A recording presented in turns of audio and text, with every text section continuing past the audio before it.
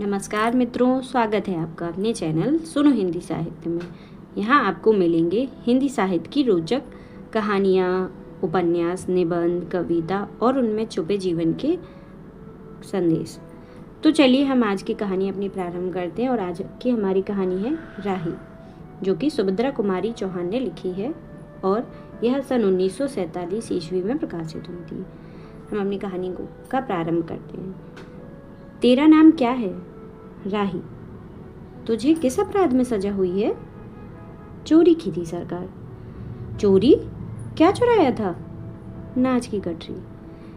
कितना नाज था? होगा 5-6 सेर। और सजा कितनी दिन की है? साल भर की। तो तूने चोरी क्यों की? मजदूरी करती तब भी तो दिन भर में 3-4 आने पैसे मिल जाते। हमें मजदूरी नहीं मिलती सरकार। हमारी जाति मागरोरी है। हम केवल मांगते हैं और खाते हैं, और भीख ना मिले तो फिर चोरी करते हैं। उस दिन घर में खाने को नहीं था।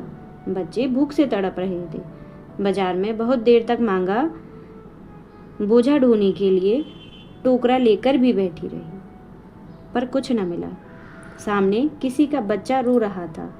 उसे देखकर मुझे अपने बच्चों की याद आ गई। वहीं पर किसी की नाज की गठरी रखी हुई थी। उसे लेकर भागी ही थी कि पुलिस वालों ने पकड़ लिया। अनीता ने एक ठंडी सांस ली। बोली, फिर तूने कहा नहीं कि बच्चे भूखे थे, इसलिए चोरी की? संभव है इस बात से मजिस्ट्रेट कम सजा देता। हम गरीबी की कोई नहीं सुनता सरकार। बच्चे आए थे कचहरी में। मैंने सब कुछ कहा, पर किसी ने नहीं सुना। राही ने कहा, अब तेरे बच्चे किसके पास हैं? उनका बाप है? अनीता ने पूछा। राही की आंखों में आंसू आ गया। वह बोली, उनका बाप मर गया सरकार। जेल में उसे मारा था और वहीं अस्पताल में वह मर गया। अब बच्चों का कोई नहीं है। तो तेरे बच्चों का बाप भी जेल में ही मरा? वह क्यों जेल आया था? अनीता ने प्रश्न किया। उसे तो बिना कसूर के ही पकड़ लिया था सरकार। राही ने कहा, ताड़ी पीने को गया था। 2-4 दोस्त भाई उसके साथ थे। मेरे घर वाले का एक वक्त पुलिस वाले से झगड़ा हो गया था। उसी का बदला उसने लिया। 109 में उसका चालान करके साल भर की सजा दिला दी, और वह वहीं मर गया। अनीता ने एक दीर्घ निश्वास के साथ कहा, अच्छा जा, अपना काम कर। राही चली गई। अनीता सत्याग्रह करके जेल आई थी। पहले उसी बी क्लास दिया था, फिर उसके घर वालों ने लिखा पढ़ी करके उसे A क्लास दिलवा दिया। अनीता के सामने आज एक प्रश्न था। वह सोच रही थी कि देश की दरिद्रता और इन निरीह गरीबों के कष्ट को दूर करने का उपाय नहीं है। हम सभी परमात्मा की संतान हैं, एक ही देश के निवासी। कम से कम हम सबको खाने पहनने का समान अधिकार है ही। फिर यह क्या बात है कि कुछ लोग तो बहुत आराम से रहते हैं और कुछ लोग पेट के अन्न के लिए चोरी करते हैं। उसके बाद विचारक की अदूरदर्शिता के कारण या सरकारी वकील के चातुर्यपूर्ण जिरह के कारण छोटे छोटे बच्चों की माताएं जेल भेज दी जाती हैं। उनके बच्चे भूखों मरने के लिए छोड़ दिए जाते हैं।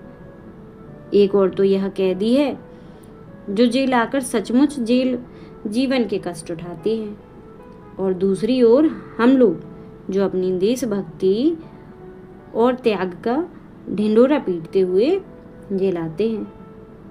हमें आमतौर से दूसरी कैदियों के मुकाबले में अच्छा बर्ताव मिलता है। फिर भी हमें संतोष नहीं होता। हम जेल आकर ए और बी क्लास के लिए झगड़ते हैं। जेल आकर ही हम कौन सा बड़ा त्याग कर देते हैं। जेल में हमें कौन सा कष्ट रहता है, सिवाय इसके कि हमारे माथे पर नेतृत्व की सील लग जाती है। हम बड़े अभिमान से कहते हैं, यह हमारी चौथी जेल यात्रा है, यह हमारी 5वीं जेल यात्रा है, और अपनी जेल यात्रा के किस्से बार बार सुनाकर आत्मगौरव अनुभव करते हैं। तात्पर्य यह है कि हम जितनी बार जेल जा चुके होते हैं, उतनी ही सीढ़ी हम देशभक्ति और त्याग से दूसरों से ऊपर उठ जाते हैं, और इसके बल पर जेल से छूटने के बाद कांग्रेस को राजकीय सत्ता मिलती है। हम मिनिस्टर, स्थानिक संस्थाओं के मेंबर और क्या क्या हो जाते हैं। अनीता सोच रही थी, कल तक जो खद्दर भी न पहने थे, बात बात पर कांग्रेस का मजाक उड़ाते थे। कांग्रेस के हाथों में थोड़ी शक्ति आते ही वह कांग्रेस भक्त बन गए, खद्दर पहनने लगे, यहाँ तक कि जेल में भी दिखाई पड़ने लगे।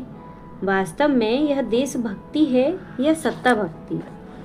अनीता के विचारों का तांता लगा हुआ था। वह दार्शनिक हो रही थी। उसे अनुभव हुआ जैसे कोई भीतर ही भीतर उसे काट रहा हो। अनीता की विचारावली अनीता को ही खाई जा रही थी। उसी बार बार यह लग रहा था कि उसकी देशभक्ति सच्ची देशभक्ति नहीं, वरन मजाक है।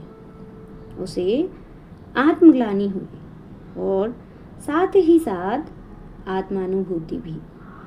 अनीता की आत्मा बोल उठी, वास्तव में सच्ची देशभक्ति तो इन गरीबों के कष्ट निवारण में है। ये कोई दूसरे नहीं, हमारी ही भारत माता की संतान है। इन हजारों लाखों भूखे नंगे भाई बहनों की यदि हम कुछ भी सेवा कर सकें, थोड़ा भी कष्ट निवारण कर सकें, तो सचमुच हमने अपने देश की कुछ सेवा की है। हमारा वास्तविक देश तो देहातों में ही है। किसानों की दुर्दशा में से हम सभी थोड़े बहुत परिचित हैं, पर इन गरीबों के पास न घर है न द्वार। अशिक्षा और अज्ञान का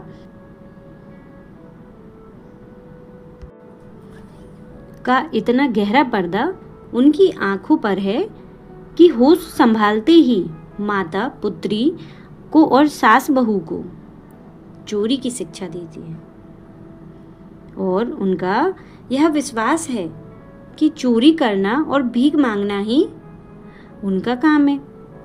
इससे अच्छा जीवन बिताने की वह कल्पना ही नहीं कर सकते। आज यहाँ डेरा डाल के रहें तो कल दूसरी जगह चोरी की, बचे तो बचे, नहीं तो फिर 1-2 साल के लिए जेल। क्या मानव जीवन का यही लक्ष्य है? लक्ष्य है भी अथवा नहीं? यदि नहीं तो विचारादर्श की उच्च सतह पर टिके हुए हमारे जननायकों और युग पुरुषों की हमें क्या आवश्यकता? इतिहास, धर्म, दर्शन, ज्ञान विज्ञान का कोई अर्थ नहीं होता, पर जीवन का लक्ष्य है, अवश्य है। संसार की मृगमरीचिका में हम लक्ष्य को भूल जाते हैं। सतह के ऊपर तक पहुंच पाने वाली कुछ के महान आत्माओं को छोड़कर सारा जान समुदाय संसार में अपने को खोया हुआ पाता है। कर्तव्य का उसे ध्यान नहीं, सत्य की समझ नहीं, अन्यथा मानवीयता से बढ़कर कौन सा मानव धर्म है? पतित मानवता को जीवन दान देने की अपेक्षा भी कोई महत्वपूर्ण है? राही जैसी भोली भाली किंतु गुमराह आत्माओं के कल्याण की साधना जीवन की साधना होनी चाहिए। सत्याग्रही की यह प्रथम प्रतिज्ञा क्यों न हो? देशभक्ति का यह मापदंड क्यों न बने? अनीता दिन भर इन्हीं विचारों में डूबी रही। शाम को भी वह इसी प्रकार कुछ सोचते सोचते सो गई। रात में उसने सपना देखा कि जेल से छूटकर वह इन्हीं मांगरोरी लोगों के गांव में पहुंच गई। वहां उसने एक छोटा सा आश्रम खोल दिया। उसी आश्रम में एक तरफ छोटे छोटे बच्चे पढ़ते हैं और स्त्रियां सूत काटती हैं, दूसरी तरफ मर्द कपड़ा बुनते हैं और रुई धुनकते हैं। शाम को रोज उन्हें धार्मिक पुस्तकें पढ़कर सुनाई जाती और देश में क्या क्या हो रहा है यह सरल भाषा में समझाया जाता। वहीं भीख मांगने और चोरी करने वाले आदर्श ग्रामवासी हो चले हैं।